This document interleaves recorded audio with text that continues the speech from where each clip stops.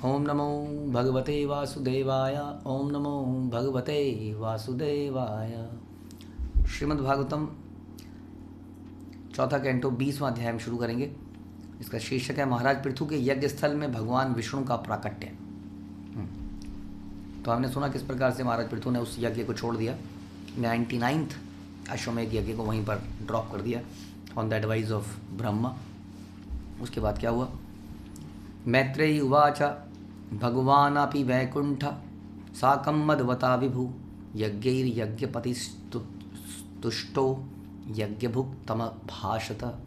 मैत्र ने कहा, हे विदुर, महाराज पृथु द्वारा 99 अश्वमेध यज्ञों के संपन्न किए जाने से श्री भगवान विष्णु अत्यंत प्रसन्न हुए और यज्ञ स्थल में प्रकट हो गए। देखिए, भगवान को कहते हैं इज स्वराट, इज इंडिपेंडेंट, टोटली इंडिपेंडेंट। कोई नियम नहीं है जो भगवान को बांध सके। यदि हम भगवान बोलते हैं कि यदा यदा ही धर्मस्य ग्लानिर्भवति भवति भारत इत्यादि कि मैं संसार में आता हूँ, लेकिन आप उनको बाध्य नहीं कर सकते कि तुझे आना पड़ेगा, अब तो आना पड़ेगा। जैसे पिक्चरों में दिखाते हैं, वो घंटी मार मार के हाथों में खून आ गया सर, वो खून से कुछ नहीं होगा। ये कोई आशुतोष नहीं है शिव जी जिसको कि कोई अपना गला काट काट के प्रसन्न कर ले और बाद में अनर्थ करे। Is not, Krishna is not like that, can not be satisfied. हम ये भगवान को हम अपनी तप द्वारा, साधारण तप द्वारा, यानी कि दिव्य तपस्या तो ठीक है, लेकिन भौतिक तपस्याओं के द्वारा भगवान को अट्रैक्ट नहीं कर सकते। इसलिए आप देखेंगे कभी किसी असुर ने कृष्ण को प्रसन्न करने का प्रयास नहीं किया, वो कर ही नहीं सकते। ब्रह्मा को और शिव जी को जरूर किया है, उनको किया जा सकता है, लेकिन कृष्ण को आप लायबल नहीं बना सकते, बाउंड नहीं कर सकते। ऐसा कहते हैं कि देवताओं का इस लाइक कि आपने दुकान में पैसा दिया तो आप अधिकार से मांग सकते हैं, दीजिए मुझे 1 किलो मिलेगा, इसके बदले मैंने पैसा दिया है। लेकिन कृष्ण के साथ आप ऐसा नहीं कर सकते, क्योंकि एवरीथिंग बिलोंग्स टू कृष्णा। आप उनको दे ही क्या सकते हो? आप अपना शरीर काट के दे रहे हो, उन्हीं का तो था। मैं सेब लाया, आपने काट के मुझे दिया, तो कौन से बड़ा काम किया, है ना? इस प्रकार तो हर वस्तु भगवान की है, तो भगवान स्वराट हैं, तो इनको उनको लायबल नहीं है कि when he comes therefore it is not necessary कि 100 अश्वमेध यज्ञ करने पर ही भगवान आएंगे, या ये टोटका करने के बाद भगवान आएंगे। भगवान वास्तव में हमारी सिंसियरिटी को देख लेते हैं, हमारे प्रयासों को देख लेते हैं। जैसा कि फेमस कहानी हम सुनते हैं, गिलहरी की किनारी कहानी राम सेतु के समय, या अजामिल की कहानी। अजामिल ने कुछ नहीं किया, जस्ट समहाउ मृत्यु के समय अपने बच्चे का नाम ले लिया जिसका नाम नारायण था, तो भगवान ने अपने मैसेंजर भेज डाले कि इसको लिबरेट करिए, इसको प्रयास कीजिए, करे। हमारे जरा से प्रयास से भी भगवान आ सकते हैं, और हमारे बहुत बहुत बड़े प्रयास के बाद भी बहुजन्म करे कोई, यदि कोई श्रवण कीर्तन, तभी उसके बाद भी वो भगवान के चरण को, भगवान की कृपा को प्राप्त नहीं कर सकता है। क्योंकि कृपा प्राप्त करने के लिए केवल बहुत सारी और चीज़ों की आवश्यकता है। उसे वैष्णव गुण डेवलप करने पड़ेंगे, उसको अपने आप को तृणादि अपनी सुनीचेन बनाना पड़ेगा, वैष्णव का सर्वेंट बनना पड़ेगा, दास दास दासानुदास बनना पड़ेगा। Then Krishna is easily pleased. उसके अगेंस्ट में बहुत सारी भागवतम में अनेक श्लोक हैं कि भगवान को तप, यज्ञ और जो भी है, दान, कई चीज़ें आप कर लीजिए, हम भगवान को प्रसन्न इस प्रकार से नहीं करेंगे जब तक हम qualities of surrender and tolerance and forgiveness and humility इसको डेवलप करें। तो इसलिए जब भगवान ने ये गुण देखा पृथु महाराज के अंदर कि इंद्र के साथ जो उनका व्यवहार रहा, तो 99 यज्ञ हुए थे, टेक्निकली कंप्लीट नहीं हुआ था प्रोसेस, लेकिन भगवान आ गए और उनके साथ में इंद्र भी था। ये देखिए जी, भगवान इंद्र को भी लेके आए। Another important learning from here is कि जैसे भगवान बोलते हैं कि भगवान क्या है, सबके सुहृदय हैं, is well wisher, friend of everybody. चाहे हम दोषी क्यों ना हो। अब दोष तो हम सब में है। यदि आप कहते हैं ना कि पाप से घृणा करनी चाहिए, पापी से नहीं। यदि हम पापी से करेंगे तो हम सभी आज नहीं तो कल पापी रह चुके हैं। अनेक पाप किए गए हमारे द्वारा। अब हम हो सकता है रास्ते पे चल रहे हों, बट हमें याद रखना चाहिए कि हम संसार में हैं, मानव शरीर में हैं। दैट इटसेल्फ शोज़ कि हमने पाप किए हैं, तब ये भगवान से दूर है। तो इसलिए हमें हमेशा इस भाव को रखना चाहिए कि वास्तव में हम सभी भगवान के अंश हैं, और सभी we are like brothers and sisters. हमें शुड एक दूसरे के लिए हमें बड़ा करुणामय होना चाहिए। जैसे कि श्रील प्रभुपाद ने करुणा दिखाई विदेश में उन लोगों को जो कि सिगरेट पीते थे, शराब पीते थे, नशा करते थे, नहाते नहीं थे, ऐसे लोगों के ऊपर भी करुणा दिखाई। जैसे जगाई मदाई के ऊपर चैतन्य महाप्रभु नित्यानंद प्रभु ने करुणा दिखाई। तो इस प्रकार से आदमी से गलतियां हो जाती हैं, उसको भगवान यहाँ पर दिखा रहे हैं। इंद्र को साथ में लेके आए कि व्हाट इज़ इम्पॉर्टेंट इज़ कि हम मिल के कार्य करें। हम अकेले अकेले बहुत बड़े पहाड़ तोड़ दें, नॉट इम्पॉर्टेंट। हम मिल के कैसे आगे चलें, क्योंकि भगवान को पहाड़ तोड़वाना ही नहीं है। उनकी एक दृष्टिपाद से सृष्टि की रचना हो जाती है। तो उनको वास्तव में किसी चीज़ की आवश्यकता, उनको कोई प्रीचर, कोई सर्वेंट, कोई एक्सीलेंट कोऑर्डिनेटर, कोई एक्सीलेंट कलाकार, सिंगर और वटेवर, इसकी आवश्यकता है नहीं। लेकिन जब हम साथ में ह्यूमिलिटी से सर्व करते हैं तो कृष्णा इज़ प्लीज्ड। इसलिए वो साथ में इंद्र को भी लेके आ रहे हैं। इसका मतलब आप समझौता करने को बोलेंगे, आप कहेंगे चलो गले मिलो, चलो एक दूसरे को सॉरी बोलो। हाँ, तो भगवान ने कहना शुरू किया। श्री भगवान उवाचा एष अकार्षित भंगम हयमेघ शतस्य क्षमापयत आत्मानम अमुष्य शंतुम अर्हसि। श्री भगवान ने कहा कि हे राजा पृथु, स्वर्ग के राजा इंद्र ने तुम्हारे 100 यज्ञ में विघ्न डाला, 100वें यज्ञ में विघ्न डाला। अब वह मेरे साथ तुमसे क्षमा मांगने आया है, अतः उसे क्षमा करो। ऑप्शन नहीं दे रहे हैं, देख लीजिए, अपनेपन से बात कर रहे हैं। ये आया है, मेरे साथ आया है, he is feeling sorry. Sorry तो क्या भगवान ने उसको अभी लेक्चर पिलाया होगा उसको कि क्या कर रहा है, तो दिमाग ठीक है तेरा? किसने बनाया तेरे को इंद्र? मैंने बनाया। तू अपनी इस दुष्टता से बना रहेगा राजा? एक झापट पड़ेगा तो अभी गद्दी छोड़ के नीचे गिर जाएगा। डांटा होगा उसको। इंद्र अच्छे भक्त हैं भगवान के, तभी तो डांट खा लेते हैं। यस, बार बार डांट खाते हैं। एक ही इंद्र नहीं है, ऑल्दो अलग अलग इंद्रों ने ऐसा किया, इसलिए हमें लगता है एक ही इंद्र है, लेकिन डांट खाता है और क्षमा मांगता है। भगवान का सुंदर अभिषेक करते हैं गोविंद कुंड में, हम आज भी देखते हैं गोवर्धन में। तो he is sorry, is feeling sorry again कि हो गया, क्या करें, दिल है कि मानता नहीं। तो कह रहे हैं कि भगवान कह रहे हैं आ गया है, क्षमा मांग रहा है, अब इसको प्लीज़ क्षमा कर दीजिए, भूल जाइए क्या क्या हुआ। डोंट थिंक अबाउट पास्ट, कभी अपने हिस्ट्री में न रहिए। जो व्यक्ति हिस्ट्री में डूबा रहता है उसको हमेशा बीमारियां रहती हैं, दिमागी बीमारियां और सारी बीमारियां, क्योंकि हमेशा वो ऐसा हुआ था मेरे साथ, बचपन में ऐसा हुआ था, फिर मेरे साथ ऐसा हुआ था, फिर मेरे साथ ऐसा हुआ था। और वो फिर उसमें ही डूब जाता है, अपने पास्ट में ही दलदल में डूब जाता है। इसने मुझे एक दिन ऐसा कहा था, इसने मुझे ऐसा कहा था, इसने, जब मेरी, कई माताएं बड़ा ध्यान रखती हैं, जब मेरी शादी हुई थी ना, मुझे याद है मेरे साथ क्या क्या हुआ था, मुझे याद है मुझे कैसे कैसे बोला गया था, कैसे कैसे सामान के लिए, दहेज के लिए मुझे बोला गया था। अब अक्सर जब हमने देखा है, जब शादियां होती हैं तो प्रारंभिक दिनों में बहुत मिसअंडरस्टैंडिंग होती है। प्रारंभिक 1 साल बड़े रोलर कोस्टर जाते हैं, बहुत सारी एडजस्टमेंट्स हो रही होती है हमारी, क्योंकि हम अलग अलग मन बुद्धि अहंकार, अलग अलग जगह में पले बड़े लोग एक साथ आ जाते हैं अचानक से, तो बहुत सारी अंडरस्टैंडिंग कम होती है एक दूसरे के बारे में। रियल कैरेक्टर को नहीं समझते हैं, उसके एक्शन से उसके इंटेंशन को समझने का प्रयास करते हैं, इसलिए अक्सर गड़बड़ हो जाती है। लेकिन व्यक्ति भी ऐसे हैं, उन बातों को अंदर दबा के, जब भी कभी चर्चा होगी फट से उन्हीं बातों को आगे ले आएंगे। मेरे साथ उस वक्त ऐसा किया गया था, उसने मेरे साथ ऐसा किया था।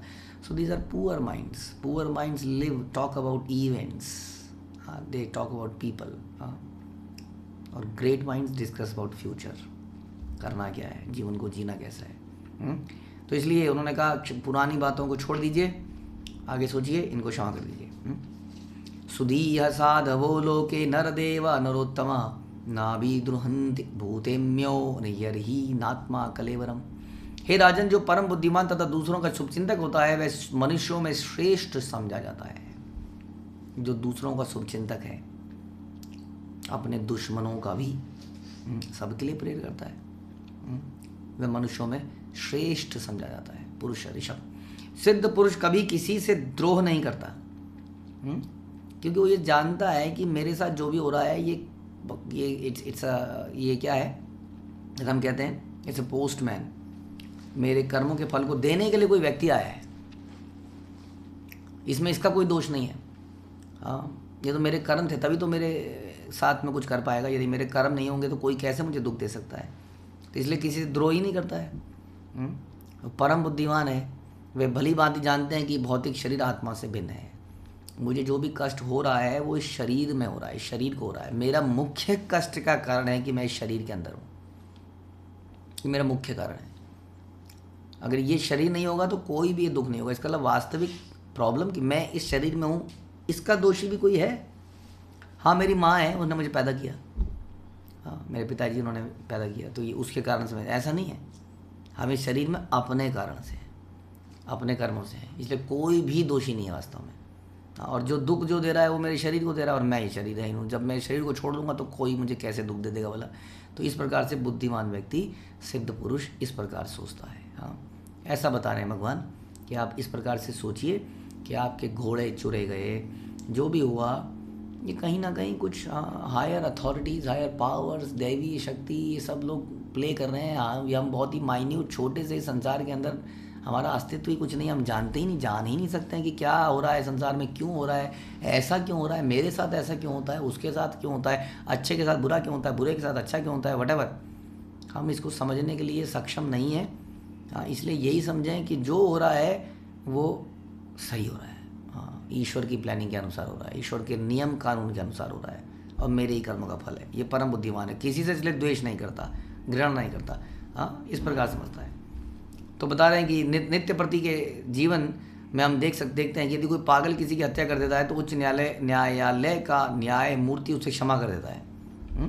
पागल है, किसी की हत्या करती है तो क्षमा करा जा सकता है, बिकॉज वो मेंटली अपसेट है, डिक्लेयर्ड। मुख्य भाव यह है कि जीवात्मा शुद्ध ही है, क्योंकि वह भगवान का अंश है।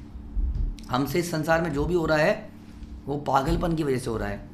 हमारे पास कुछ पागलपन हो गया, हमारे को कुछ दिमाग हमारा ख़राब हो गया है कि हम इस शरीर को खुद मान बैठे हैं, इसलिए बहुत सारे पाप हम शरीर में कर दे रहे हैं। इसलिए भगवान हमें क्षमा करने के लिए बैठे हैं। बिल्कुल, अब कोई कहता है कि मैंने इतने पाप किए, भगवान कहते हैं माँ सुचा मामेकम शरणम व्रज, मैं तुम्हारे सारे पापों को हर लूँगा। ऐसा कैसे? यस, कृष्ण तो बैठे ही वास्तव में हमें क्षमा करने के लिए हैं, लेकिन यदि हम शरणागति करें तो। क्योंकि वो जानते हैं कि आत्मा हमेशा शुद्ध है, ये जो भी कर रहा है पागलपन है, मूर्ख है, पागल हो गया है, भूल गया है कि वो कौन है, और पागलपन में अपनी आइडेंटिटी भूल के कुछ और ही काम करे जा रहा है। इस प्रकार यहाँ बता रहे हैं, भगवद्गीता में कहा गया कि देह रूपी नगरी का स्वामी देहबद्ध जीवात्मा कर्म अथवा कर्म फल को नहीं रचता और न ही किसी को कर्म करने में प्रवृत्त करता है, प्रकृति के गुणों के कारण होता है। यानी कि जो भी आत्मा करता है, आत्मा शरीर के अंदर है, उसके अंदर एक मन जैसी चीज़ है, वो मन प्रकृति से इन्फ्लुएंस हो जाता है। मतलब रजोगुण तमोगुण सतोगुण से इन्फ्लुएंस्ड होकर कुछ करता रहता है, कुछ करता है तो उसका कर्म फल बनता है, कर्म फल बनता है तो उसको बार बार पैदा होना पड़ता है। इस चक्कर में वहाँ पड़ा हुआ है।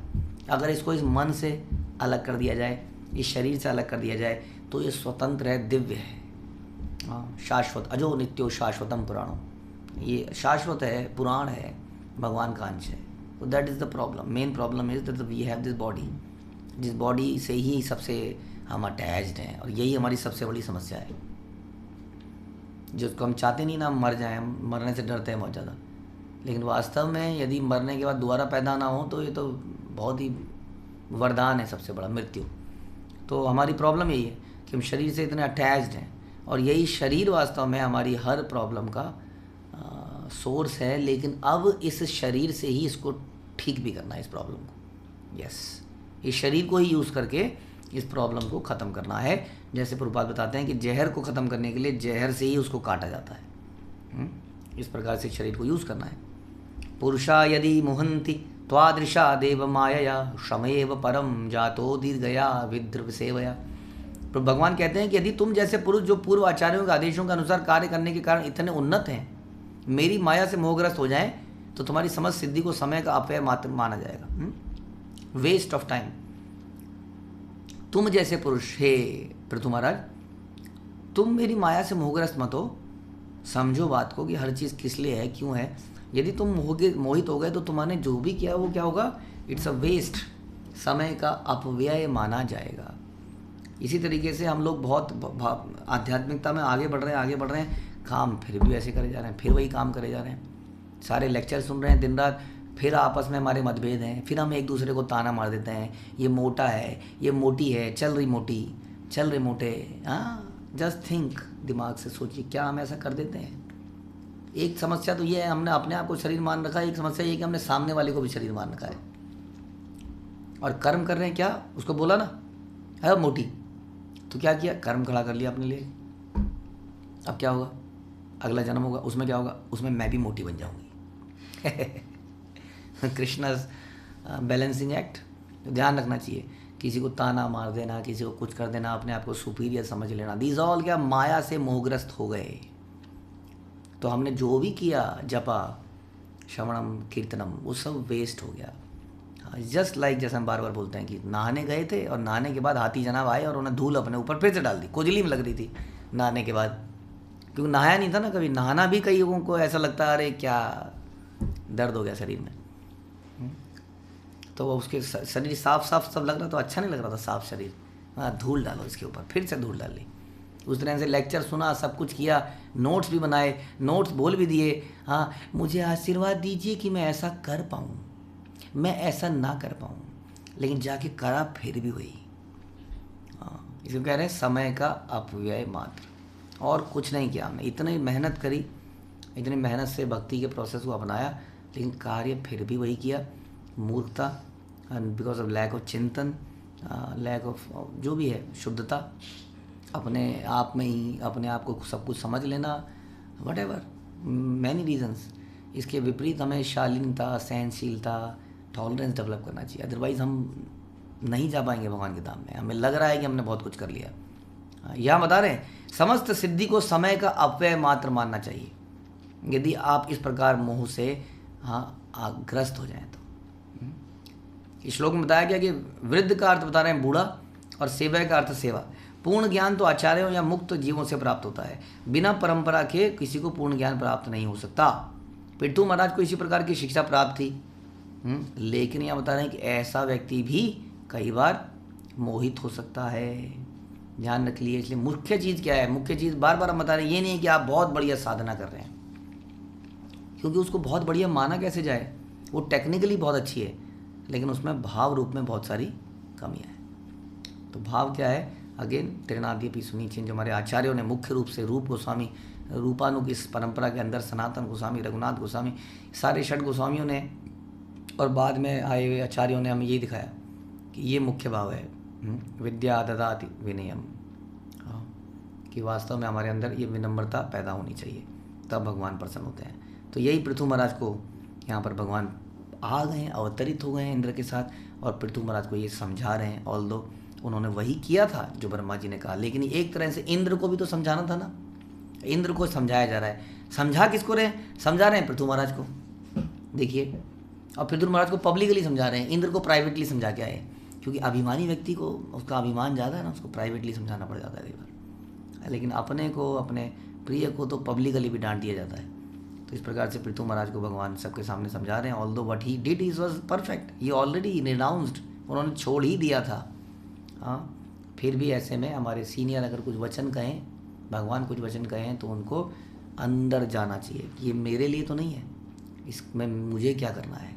ठीक है, हरे कृष्ण। श्रील प्रभुपाद की जय, ग्रंथराज श्रीमद् भागवतम की जय।